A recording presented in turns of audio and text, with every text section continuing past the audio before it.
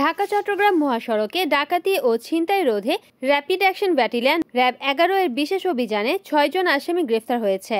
অভিযানে বিপুল পরিমাণ দেশীয় অস্ত্র এবং মাদক উদ্ধার করা হয়েছে। র্যাব 11 এর অধিনায়ক lieutenant colonel HM. Sajjad Hossain এই তথ্য নিশ্চিত করেছেন। র্যাব 11 এর গোয়েন্দা টিম দীর্ঘদিন ধরে মহাসড়কে ডাকাতি ও ছিনতাইয়ের ঘটনার উপর নজরদারি ও তথ্য সংগ্রহ করে আসছিল। এর ধারাবাহিকতায় 11 আগস্ট ভোর 5টায় নারায়ণগঞ্জের সোনারগাঁও থানাধীন পাঁচকানির কান্দি এলাকায় অভিযান চালিয়ে ডাকাত ও ছিনতাই চক্রের 6 সদস্যকে গ্রেফতার করা হয়। গ্রেফতারকৃতরা হলেন মফিজুল ইসলাম, সাইফুল ইসলাম, মোহাম্মদ মানিক সাদ্দাম, শহীদ, মনির হোসেন। তাদের কাছ থেকে 5টি চাপাতি, 2টি চাইনিজ কোরাল, 5টি ছুরি, একটি সুইচ গিয়ার এবং একটি হাসুয়া উদ্ধার করা হয়। এছাড়া একই দিনে পৃথক অভিযানে সোনারগাঁওয়ের মেঘনা টু বটতলাগামী রোড থেকে 101 কেজি গাঁজা সহ একটি মিনি ট্রাক জব্দ করা হয়। প্রাথমিক জিজ্ঞাসাবাদে আসামিরা মহাসড়কে ডাকাতি ও ছিনতাইয়ের সঙ্গে জড়িত থাকার কথা স্বীকার করেছে।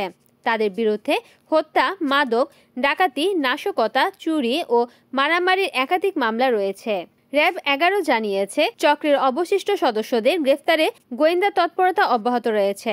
গ্রেফতারকৃতদের বিরুদ্ধে আইনানুগ ব্যবস্থা প্রক্রিয়াধীন এবং উদ্ধারকৃত মাদক সংশ্লিষ্ট থানায় হস্তান্তরের কার্যক্রম চলছে।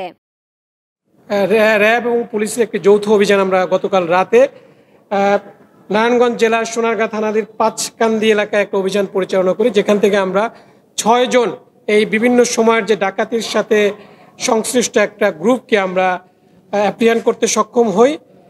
এর মধ্যে আমি যদি বলি যে এই ডাকাতির ঘটনাগুলো তারা কিভাবে করে থাকে, এই পার্টিকুলার গ্রুপটা মূলত যে আমাদের যে মেঘনা ব্রিজ সংলগ্ন যে এরিয়াটা রয়েছে, এরা এই এলাকাতেই অপারেট করত। এদের অপারেশনের ধরন ছিল, এরা যখন রাস্তায় মহাসড়কে যখন জ্যাম সৃষ্টি হইতো, সেই জ্যামকে তারা কাজে লাগাতো এবং সামটাইমস এরা নিজেরাও কৃত্রিমভাবে তারা জ্যাম ক্রিয়েট করতো মহাসড়কগুলোতে। ক্রিয়েট করার পরে তারা এই গাড়ির যে স্লো গতির সেটার সুযোগ নিয়ে বিভিন্ন সময় এই প্রাইভেট গাড়িগুলো অথবা মালবাহী গাড়িগুলো যেখানে মূল্যবান জিনিস থাকতো এবং মোবাইল, স্বর্ণালঙ্কার এবং টাকা পয়সা সহকারে এগুলো তারা ছিনতাই করে নিয়ে যেত। এছাড়াও এরা যেটা করতো যে এরা বিভিন্ন সোশ্যাল মিডিয়া মনিটর করে।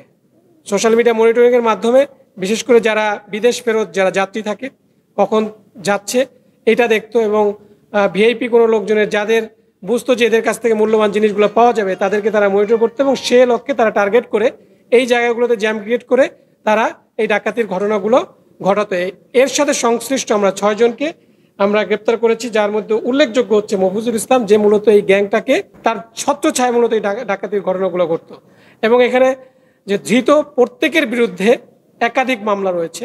এর মধ্যে একজন সাদ্দাম হোসেন, যার বিরুদ্ধে 18টি মামলা রয়েছে, বিভিন্ন মামলা, যার মধ্যে 10টি হচ্ছে এই ডাকাতি মামলা।